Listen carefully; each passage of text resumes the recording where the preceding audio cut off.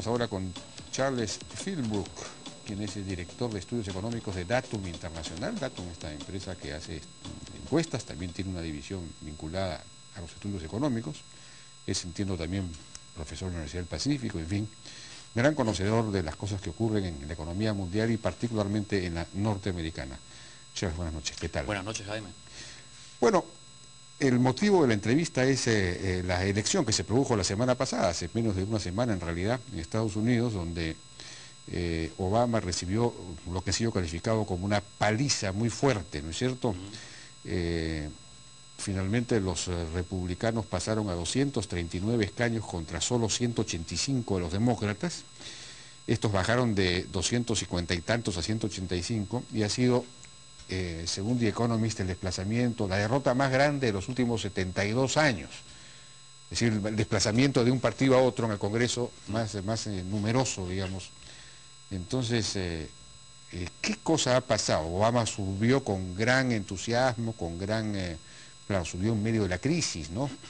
Una crisis que no fue causada por él, pero obviamente no ha podido manejarla.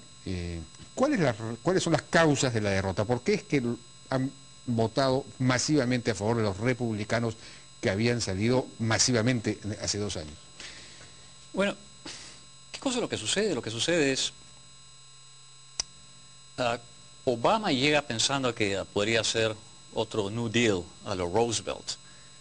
Y endeudando al país más de lo que ya está. En este momento la deuda pública y privada total en los Estados Unidos llega a 350% del PBI. Raramente se menciona ese detalle.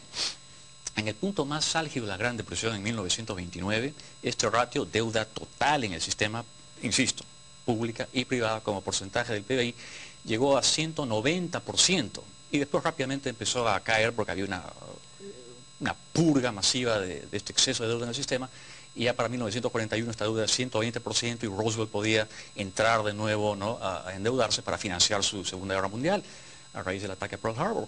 Hoy en día llega a 350% del PBI.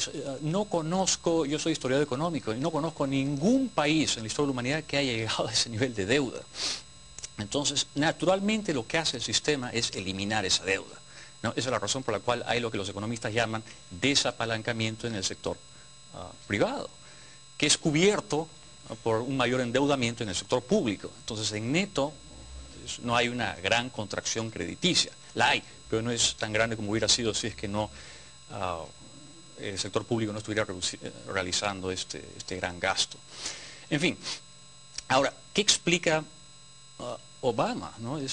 Llega con este deseo de hacer las cosas bien, en olor a multitud, la gente quiere que haga las cosas bien y de pronto se encuentra con que han gastado masivamente millones de dólares, ha aumentado el déficit como nunca antes y la economía, lejos de crecer, sigue produciendo desempleados. Hoy en día el desempleo oficial es 9.6%, pero esa es una de las 6 metodologías que tiene el Bureau of Labor Statistics, que es el Departamento de Trabajo de los Estados Unidos.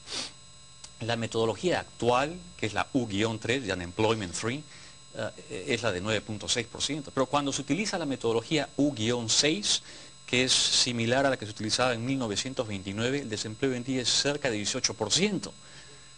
Esa es la razón, pienso yo, por la cual los norteamericanos se han desencantado con el fenómeno Obama. Por el alto desempleo. Claro. Y el hecho de que, claro, la economía pues no se recupera, no hay empleo, tampoco hay gasto, pues no, los hogares siguen sin gastar, pese que ya están en algunos casos recuperando niveles de ahorro, ¿no? Bueno, pero la razón por la cual no pueden gastar, porque precisamente durante años, especialmente cuando uno ve la evolución de la deuda privada en los Estados Unidos, ve que empieza a crecer exponencialmente a raíz del colapso de Bretton Woods, ¿no? Es 1971 cuando Nixon abandonó el patrón oro, a raíz de los masivos déficits que tenía porque estaba financiando su guerra en Vietnam. Entonces, hoy los norteamericanos no tienen capacidad de endeudamiento, ya no son sujetos de crédito, esa es la razón por la cual pierden hogares, pierden autos. Entonces ya no son sujetos de crédito. Cuando no son sujetos de crédito, un banco no se va a exponer a prestar dinero a personas que simplemente no van a pagar. Ahora, hay una molestia en el norteamericano medio, que es republicano, con estas políticas que llaman incluso socialistas de Obama, haber sacado el tema de la seguridad social y otros, haber incrementado la deuda, el déficit público y no haber resuelto el problema, incluso haberle dado plata a los bancos. y no haber resuelto el problema, y en fin, hay un poco ese malestar, ¿no? Y lo que se estaría pidiendo es efectivamente reducir el gasto, reducir el déficit por lo menos, pero el problema es que los republicanos no quisieran, digamos, restablecer los impuestos que fueron anulados por Bush al final, ¿no? O antes del final. Que suman como 4 millones de millones. Sí. Trillones, sí. Entonces, el tema ese del déficit, ¿cómo se va a manejar? Si los republicanos ahora tampoco tienen una propuesta de cómo hacer para reducir el déficit o para reducir el gasto, por ejemplo. Claro, pero la gran cantidad de congresistas que llega de la mano del Tea Party, el movimiento este, ¿no? Del té, es uno de los decálogos de este movimiento, es precisamente que tienen que reducir, a como dé lugar, el déficit fiscal. El próximo año se tiene que debatir si es que se aumenta el debt ceiling, el techo a la deuda en los Estados Unidos. Y todo indica que los republicanos van a, bueno, menos los que están del lado de este movimiento, no van a votar en contra esta ampliación del techo de deuda. Entonces, imagínate lo que puede pasar en un país en el cual quieren seguir aumentando el gasto para poder financiar el déficit, para poder financiar todo el gasto que tienen, y se encuentran con que el legislativo le dice, no, hasta acá nada más llegó la fiesta.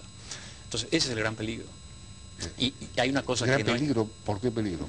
Porque si el Congreso no le da la autorización al presidente a que se endeude más, ahí acaba la fiesta. Bueno, acaba la fiesta, o sea que se entra en una recesión profunda, ¿o qué? Bueno, han habido momentos en los Estados Unidos, por ejemplo, 96-97, en los que cuando no hubo acuerdo entre las dos bancadas del Congreso, republicanos y demócratas, simplemente el Ejecutivo no podía seguir gastando, no podía seguir endeudándose. Entonces, esta ampliación de deuda que se tiene que producir en los primeros meses del próximo año, si es que no se amplía el techo simplemente no van a poder gastar. Yo me acuerdo que cuando trabajaba para el gobierno en 96-97, nos llamaron a la casa y nos dijeron, bueno, los que no son empleados fundamentales de sectores claves pueden quedarse en la casa. Y durante una semana nos quedamos en casa el 80% de los funcionarios en Washington. Pero, bueno, eso puede pasar, pero ¿dónde, digamos, los republicanos lo que no quieren es aumentar los ingresos, es decir, no quieren restablecer esos impuestos que fueron cortados? Lo único que queda es reducir el gasto. Tampoco querrían, me imagino yo, reducir el gasto de defensa, porque ellos son más bien nacionalistas. Entonces, ¿por dónde van a reducir el gasto? Es decir, ¿cuál es la salida a este problema? No tiene salida. Esa es una muy buena pregunta, pero es uno de los gastos que buscan reducir precisamente los miembros de este movimiento es todo lo que es seguridad social, por ejemplo, ¿no? Social Security, Medicare, Medicaid, lo que llaman entitlement programs, programas de bienestar social. Entonces, por ahí se puede recordar un buen porcentaje De acuerdo. del gasto. Bueno, tenemos que ir a una pausa, si me permite, regresamos. Sí.